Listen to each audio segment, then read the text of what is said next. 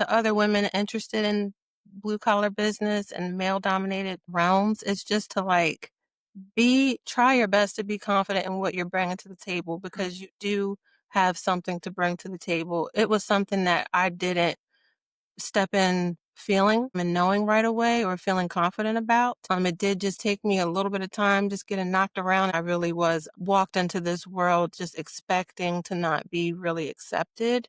Wow. And that I would be treated differently for being a woman or maybe not respected. I was really concerned about not being respected, but I had to remember who I was. So I would tell women, remember who you are, remember what you know, and just stand strong in that. You don't have to know everything, but definitely educate yourself about whatever specific designation you're going to, whether it's kitchens or roofing or whatever the case, because knowledge is what gives you that comfort and that confidence. But once you remember like what you do know and just stand on that, you can do anything. No one can knock you down. You can do it.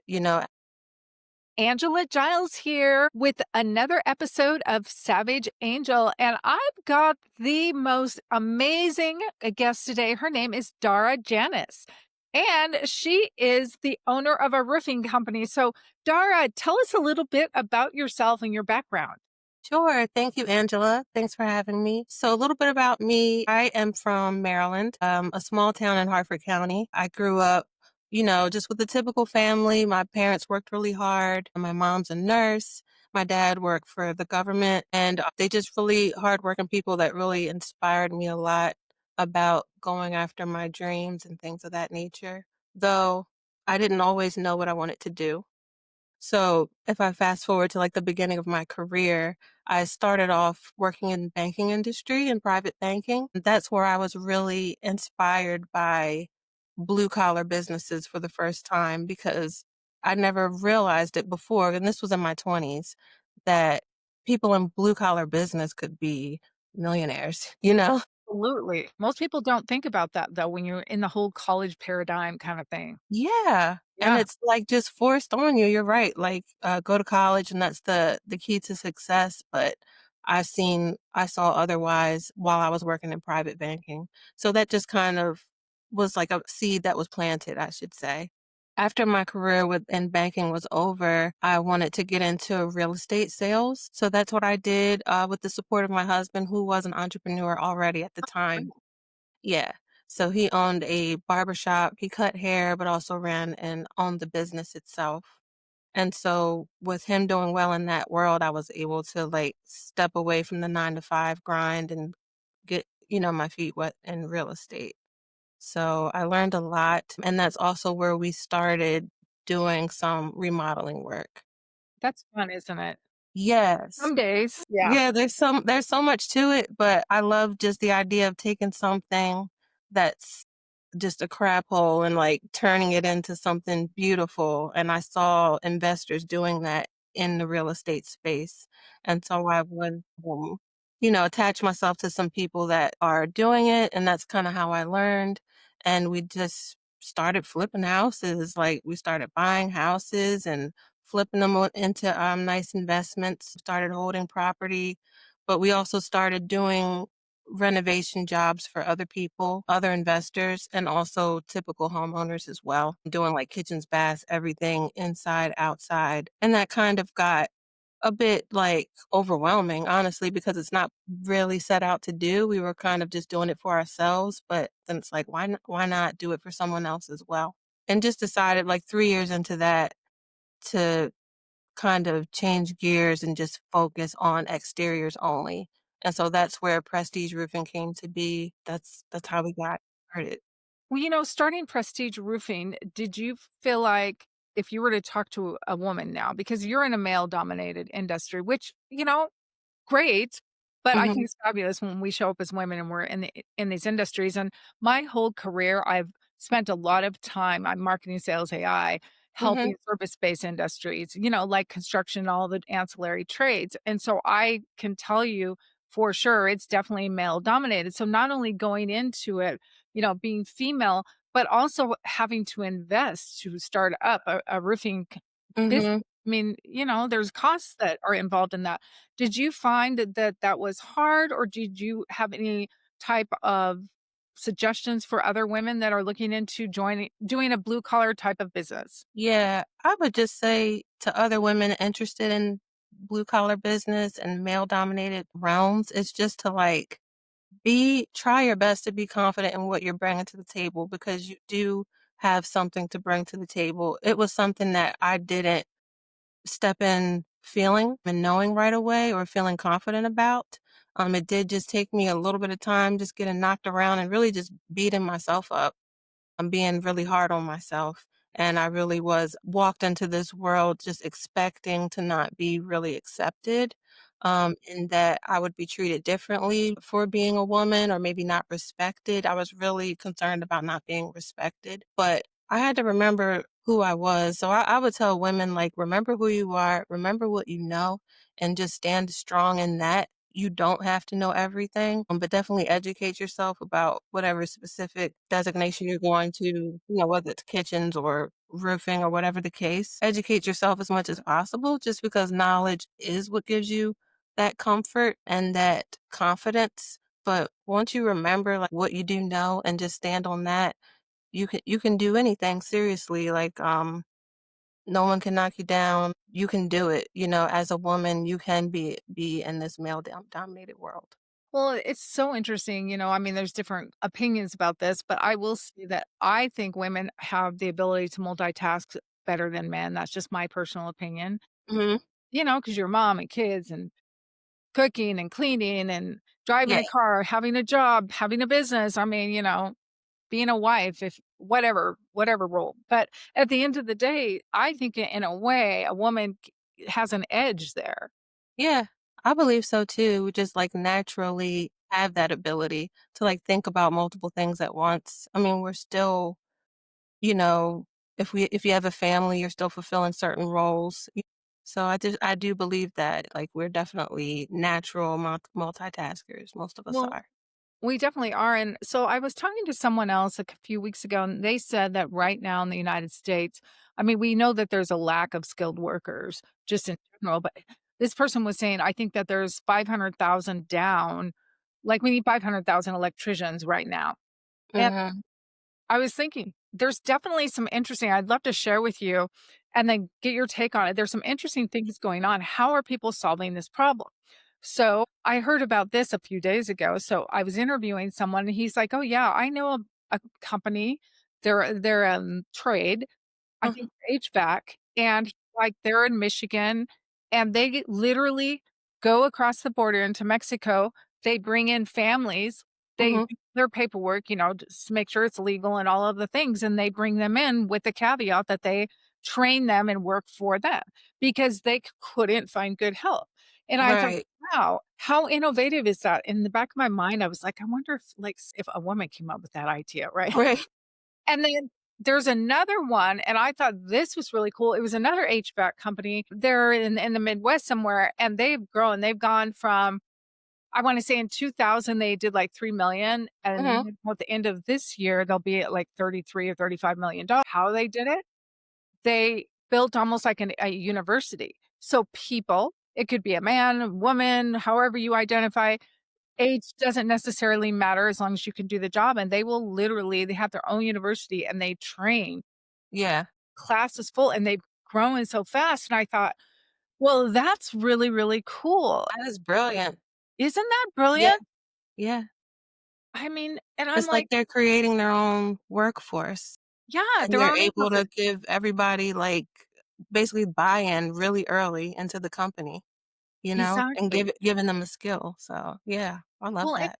you think about it too, like, if someone, like, took you under their wing and they gave you this skill set and brought you into the company's doing really well, so you can advance fast. Mhm. And you maybe they even offer a share of the company. I mean, there could be a small pool. I think of there's a company here in Las Vegas called Winco, and Uh-huh. the employees have stock, like it's like an employee-owned company, and so people really like working there. Yeah. So, it's just really interesting. So from your perspective, do you feel like being a woman that you could come up with some creative ways to, like, maybe figure out that lack lack Yeah. of the trades? I've thought about that kind of in a different way of maybe just introducing the idea of roofing to young women in high school. I wasn't taking it the next step like you said about hiring them necessarily, but just going in to different like school fairs or maybe do a talk or speak in different classes about this as a career option for women. Just kind of look, I've done it and you could do it too, because if you don't see it, it's kinda hard to imagine that it is possible, like, I never thought about it myself, so Well, I think it's really unique, not only using that idea, but to add to that, I was at a conference. It was very AI driven, but this is about a month ago in San Diego. And one of the speakers talked about how all these baby boomers are wanting to sell their businesses. And if they can't find buyers, they're closing them down. And Mhm, how SBA loans now are getting less stringent because there's all these businesses. And right, if the government doesn't help people be able to buy them, they're gonna lose a lot of baby boomers just shut the businesses down. All that yeah, taxation is gone. I can imagine, yeah. So think about that if you were able to bring, take people from high school or from, Mhm, uh, other walks of life and bring them to they can learn, and you could help them set up a business or buy one of these businesses, and you get a small percentage. I mean, like, that's kinda cool too. that would be an awesome thing.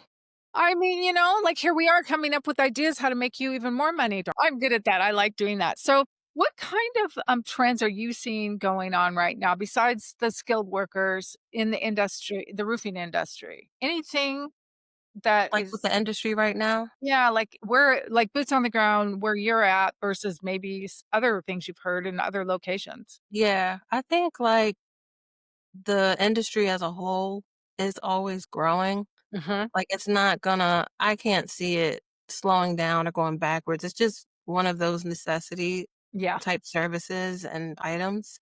So, but it is moving forward in a slow fashion right now. I think because I can speak to my market more so about this, people have some trepidation, about spending what it takes to replace an entire roof in a lot of cases. People are looking for different options like, how can I make what I have last? Doing, some repairs or some type of coating, things like that that can just kinda stretch until they figure out what's gonna happen with their finances, what's gonna happen with, the the government. economy. Yeah, yeah, Yeah. yeah. So I see some trepidation, a little bit of slowdown with like full replacements. I think people want to see other options right now, which we do offer. Like we're happy to meet people where they are. We're happy to do repair. We're happy to do whatever it is that they need because we know that they'll come back. It'll be just a pipeline option for us. Well, that's the whole Opportunity. key. Yeah. Yeah. I was actually talking to a gentleman on the phone earlier today. He's based out of the Phoenix, Scottsdale area, and they do Mhm. more flat roofs, the foam type roofs. And he said 65% of his business is either it's repeat business because like every 5 or 6 years you have to, Yeah, like coat it refab. or do something. Hmm. And I think that that's real because if you can show up for your customers, meet them where they're at in times in their life when Yeah. it might be hard, even if there's a great economy. I mean, it is what it is. Yeah. They will refer you and they will come back to you if they have a need because you treated them Yep. like a human. Exactly. And that's what we look forward to. A lot of roofers want to just replace roofs or talk people into some financing option. And I just don't see pushing that on people. And like you said, there are a lot of boomers out there that are Mhm. staying home. They're not selling their houses like they were, I guess, a few years back. The real estate market has changed and that we're seeing the effects of it in our industry as well. That's super interesting that you said that, like, they're staying home, and so it's Mhm. well, it's almost cheaper in some cases to keep your home than It sell is. it. Yeah. No, I totally get that. So, how do you feel now that you have a company, you're leading teams out there? What kind of advice can you give a woman that might be thinking about starting her own business in a trade? I think that that's so important because it's definitely different, being in a trade versus, starting Yeah. an online coaching business or something like that. Trades are they're a they're their own little specialness sometimes. No, I'm learning that, like, we're just 3 years in, but Yeah.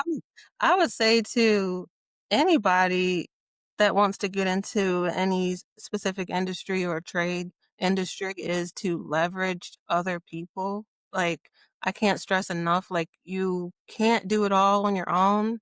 You need people around you that are smarter than you, Mhm. maybe have more skills than you, been in the industry longer than you.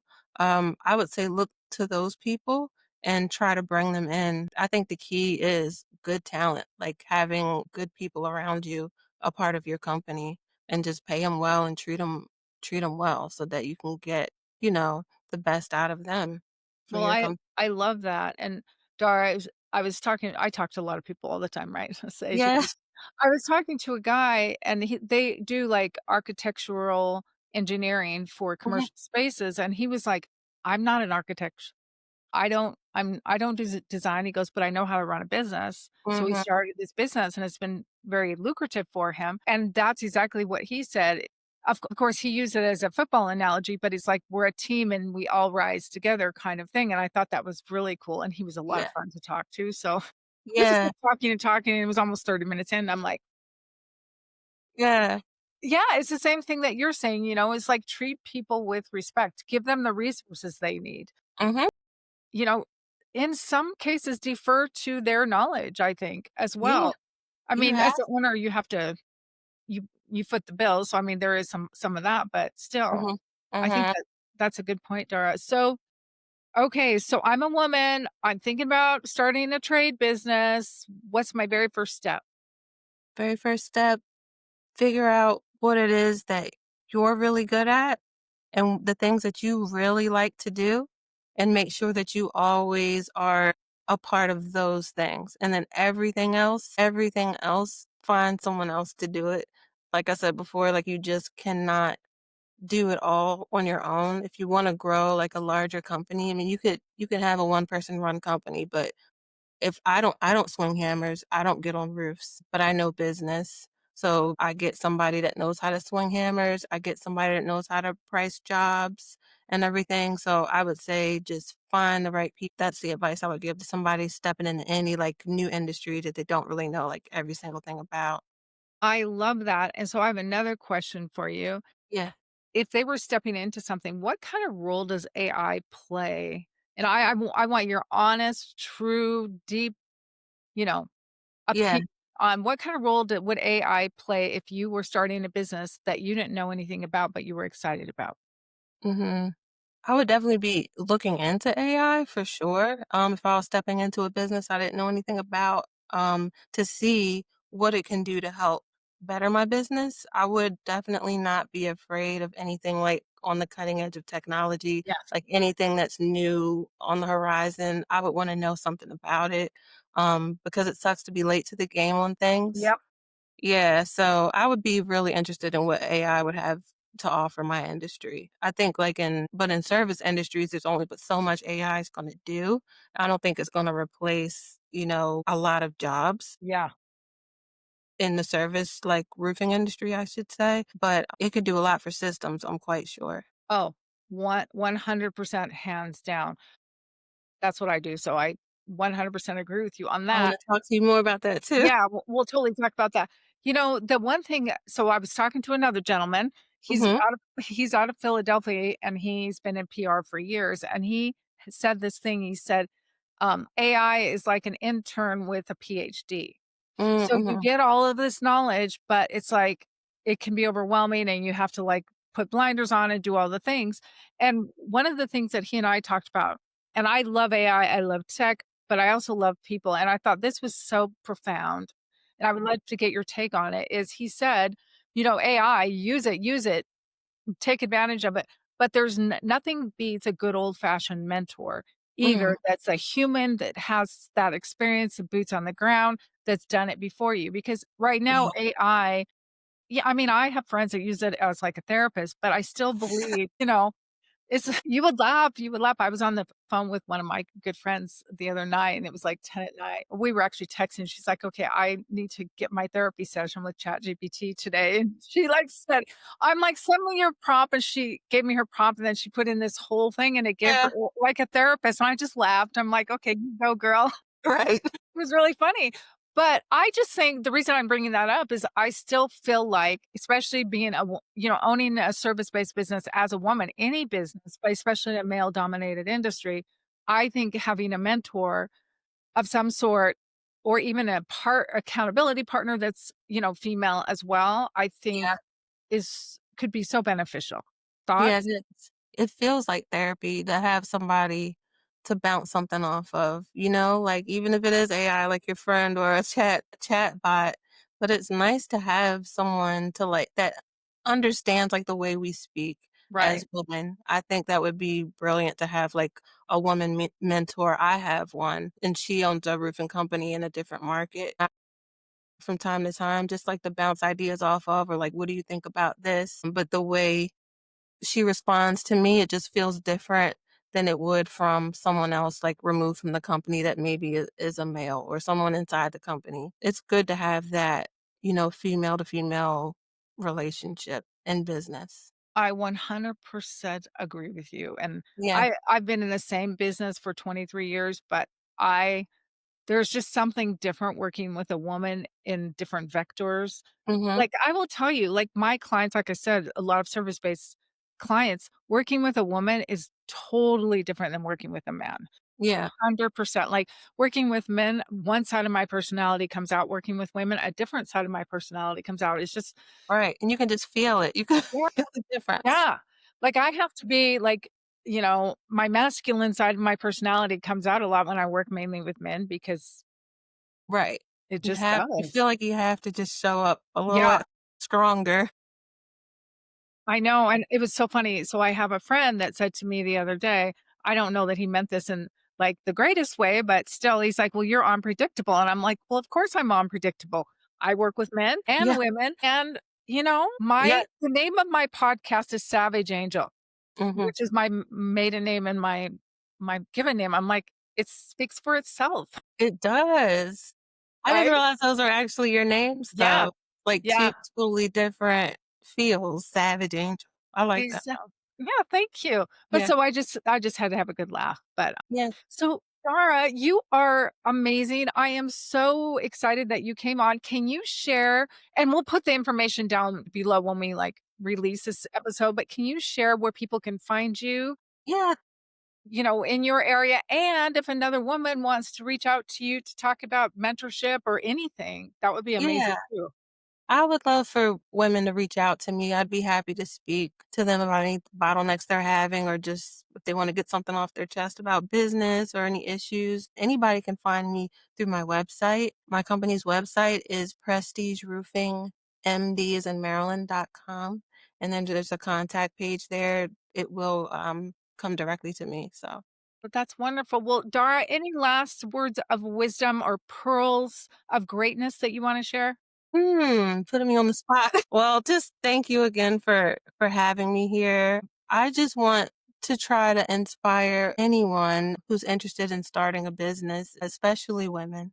And I want to let you know, like, to not be afraid, to do something different, step outside the box. There's so many tools and people that you can leverage. So it is possible. Don't think I'm a woman, I own a roofing company, or I can't instruct men or direct men to do things. You absolutely can. And there's tools out there to help you do it. And people out there like me, if you have questions, I'm here.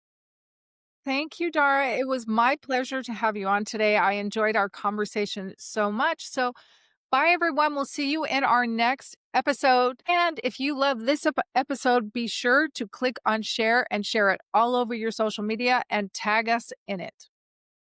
Bye for now. Bye.